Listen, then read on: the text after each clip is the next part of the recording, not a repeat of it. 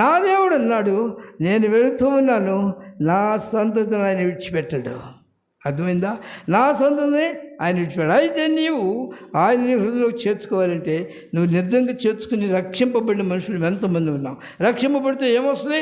యేసుప్రభు మనలో ఉంటారు కనుక ఆయన స్వభావం మనలోకి వస్తాయి. ఆయన స్వభావం మనలోకి వచ్చినప్పుడు ఇప్పుడు చెప్పండి ఏం చేస్తాడు? ఎఫెసీయులకు రాసిన పత్రిక 5వ అధ్యాయము 8వ వాక్యం ఎవరు రాయబడింది?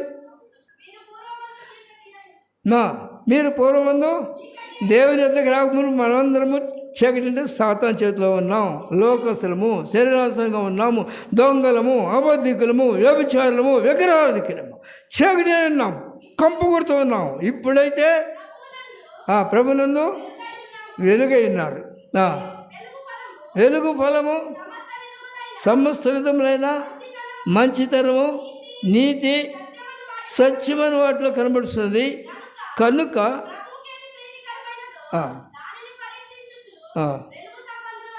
చూడండి. ఇప్పుడు ఏం చేయాలా? నువ్వు రక్షింపబడిన తర్వాత ప్రభువుకి ఏది ఇష్టమో దాని ప్రకారం జీవించాలి. ప్రభువుకి ఇష్టమైన రీతిగా వెలుగు సంబంధం వల్ల నువ్వు నడుచుకోవాలి.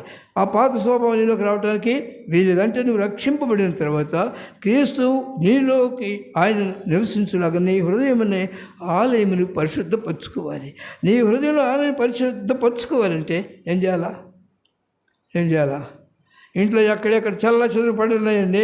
ఏం చేస్తారు? చుట్టాలు వస్తున్నారు. ఏం చేస్తారు? అన్నిసార్లు కదా చుట్టాలు వచ్చినప్పుడు బాగా ఇళ్ళంతా శుభ్రంగా బూజుడిచి పండుగ కూడా వస్తుంది కదా, శుభ్రం చేస్తారు. చేసేసి అవన్నీ ఎక్కడ పెట్టాలి అక్కడ పెట్టరా? మరి యేసుప్రభు వస్తున్నారు, ఏం చేస్తారు? అవన్నీ చెదిరిపోయిన వాటిని సరి చేస్తారా? పెట్టాలా? సద్రంగా చక్కగా పెట్టాలి. కనుక యేసుక్రీస్తు నీలోకి రావాలంటే నీవు మొదట నీ పాత జీవితాన్ని విడిచిపెట్టాలి. అంటే నువ్వు రక్షింపబడ్డావా లేదా అనేది నువ్వు అర్థం చేసుకోవాలంటే నీ స్వభావానికి అర్థం. వారి క్రియల చొప్పున వారి విశ్వాస కాదా, వారి క్రియల చొప్పున వారు రక్షింపబడినారా కాదా అనేది అర్థమవుతుంది దేవుని వాక్యంలో ఉంది.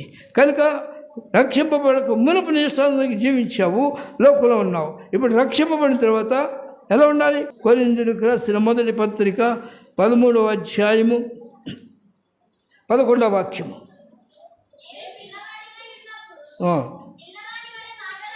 నేను లోకంలో ఉన్నప్పుడు లోకానుసారంగా జీవించినాను, లోకానుసారంగా నా ఇష్టాన్ని అనుసరించినాను, చెడిపోయినాను, దొంగను, వ్యభిచారిని, అబద్ధికుడును, తాగుబోతున్నాను. కనుక శత్రువులను దెమ్మరించినాడు, భయంకర శ్రమలో ఉన్నాను. అయితే ప్రభు నన్ను ప్రేమించి నశించి నన్ను వేదకి రక్షించుటకు వెలుగుచూ నా ఎదుకు వచ్చినాడు, నన్ను రక్షించారు. కనుక నేను ఆయన పాసందులు నిత్యమైన స్థుతించుకుంటూ ఉంటాను. ఇప్పుడు నేను పెద్దవాడిని అయ్యాను కనుక ప్రభుకి ఏది ప్రీతికరమైందో, ఏది ఇష్టమో దాన్ని చేయాలి. చదవమ్మా. పిల్లవాని వల్ల తలంచితిని, పిల్లల వల్ల యేసించితిని. ఇప్పుడు పెద్దవాడనాయి ఏం చేయాలంట? ఏం చేయాలి చెప్పండి, మీరు చెప్పండి. పిల్లవాని చేస్తలు పెద్దోడు అయితే నువ్వు రక్షింపబడితే నీలో క్రీస్తు స్వభావం స్వరూపులు రావాలి. ఆ పాత స్వభావం ఉండడానికి లేదు, ఉంటుందా? నేను క్రీస్తు నీలోకి రావాలి. క్రీస్తు నీలోకి రావాలంటే ఏం చేయాలి?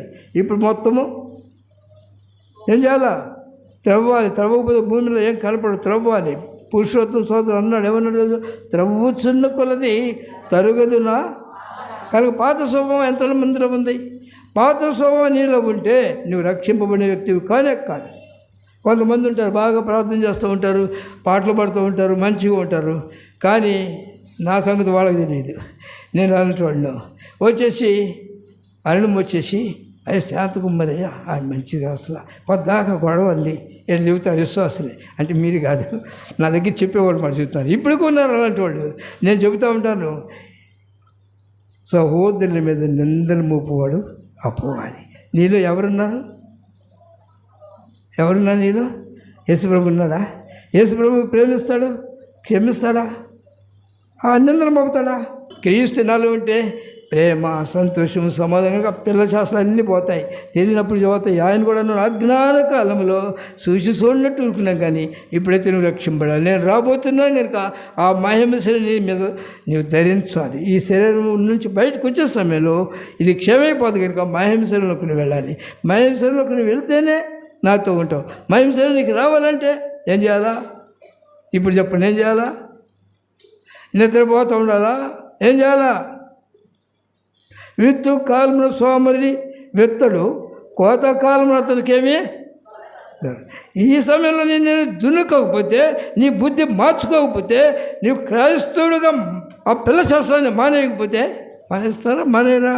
నీవు ఆ స్వభావాన్ని త్రవ్వుకోకపోతే, నీలో ఉన్న ఆ రాళ్ళను నువ్వు ఏరివేయకపోతే నువ్వు పనికిరావు సహోదరుడా. పిల్లవాడి శాస్త్రం బారు చేసుకుంటూ ఉంటావా? అకస్మాత్తుగా దేవుని అక్కడ వస్తుంది. ఎప్పుడు వస్తుంది? కొరింథీయులకు రాసిన 2వ పత్రిక చదివాం కదా, 15వ అధ్యాయం, మొదటి పత్రిక 15వ అధ్యాయం 50వ వాక్యంలో ఏం రాయబడింది? రెప్పపాటున క్షణికములో బోరు మురగగానే ఈ శరీరము మహిమ శరీరంగా మార్చబడి, క్షయమైన ఈ శరీరము అక్షయతను ధరించుకోవాలి. చూసారా? ఏం చేయాలా? అక్షయతను ధరించుకోవాలంటే అన్ని లోపలుంటే, అన్ని లోపములు, అన్ని పాపములు లేక అవిధేయత నీ లోపల పెట్టుకుని నువ్వు పైకి ప్రార్థన చేస్తే లోపల ఏమవుతుందో తెలుసునా? ఏమవుతుంది? మనుషులు చాలా అందంగా ఉంటాడు, బాగుంటాడు, లోపల పురుగులు వస్తాయి. ఏం పురుగులు? క్యాన్సర్ వ్యాధి పురుగులు వస్తాయి. అది అర్థం కాదు. చూడండి, లోపల గడ్డలు పెరిగిపోయి శరీరం అంతా గడ్డలు అయిపోయినాక అప్పుడు వస్తాయి నొప్పులు. అప్పుడు దాకా ఏముంది? లోపల పెరుగుతూ ఉంటుంది క్యాన్సర్ వ్యాధి. ఆఖరికి ఏమవుతాడు? అతను చనిపోతాడు. కానీ మొదట్లో గ్రహించి ఏం చేస్తాను? ఏం చేయాలా? ఆ క్యాన్సర్ వ్యాధికి తగిన మందు తీసుకోవాలి. అక్కర్లేదా? తీసుకోకపోతే మరి పాపపు కుష్ఠనీలం ఉంది, నువ్వు సరి చేసుకోకపోతే ఒక దినాన మరణం ఉంది. అది గుర్తుపెట్టుకో. నిత్య నరకం ఉన్నది, అగ్ని ఆరదు, పురుగు చావద్దు. ఇది నువ్వు నమ్మినా నమ్మకపోయినా వాస్తవం. ఈ లోకం నీ కాదు. రాత్రి కూడా లోకములో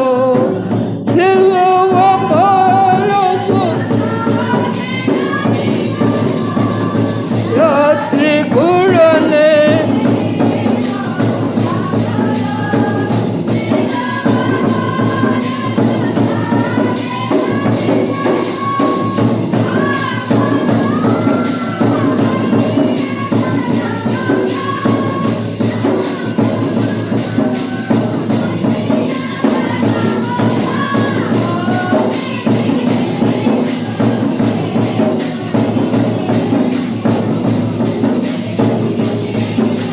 సోదరా, యాత్రికులమే ఈ శరీరం క్షయమైపోయేది.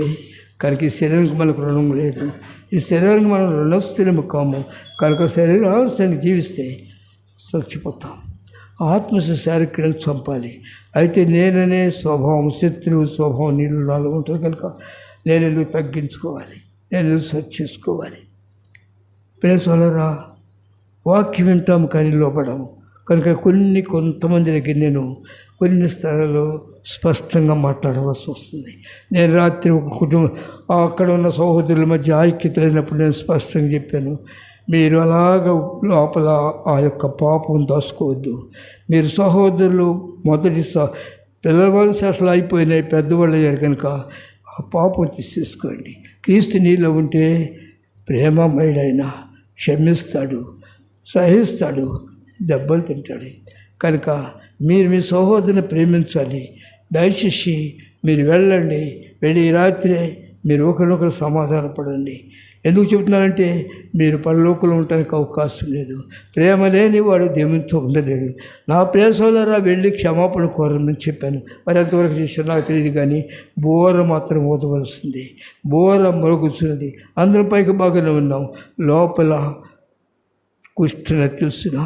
అయితే నీ అంతటి నువ్వు చేయలేవు, కానీ నువ్వు ఆయన దగ్గరికి వెళ్ళాలి. నువ్వు ఆయన దగ్గరికి వెళ్ళి ప్రార్థన చేసే సమయంలో ఆ ప్రార్థన నీవు తగ్గించుకుని చేయాలి. ఎలాంటి ప్రార్థన చేయాలి?